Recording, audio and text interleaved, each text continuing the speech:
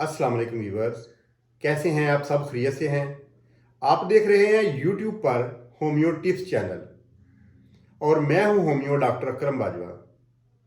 आज हम जानते हैं अपेंडिक्स की दर्द में अलामात और इसके इलाज के बारे में। अपेंडिक्स यानी बड़ी आंत में दाएं सिकम में सोजश हो जाना। अगर बर वक्त इसका इलाज ना किया जाए तो ये फट भी सकती है। नाक से नीचे पेट में दाएं तरफ शदीद दर्द होना जो कि लहरों की शक्ल में लगातार जारी रहता है।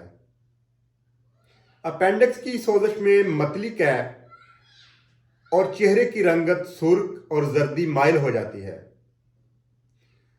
और इसका मजीद जानने के लिए आप इसका अल्ट्रासाउंड या इसका ब्लड टेस्ट करवा के सही पता कर सकते हैं।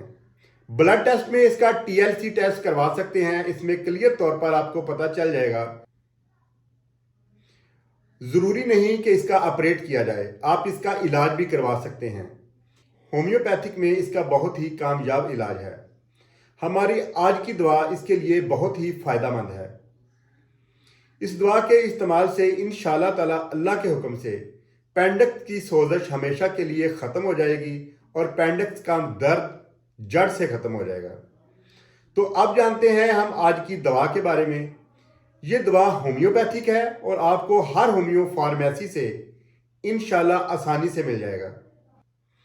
इसमें सबसे पहली चीज़ है आयरस 10X 30 ताकत में।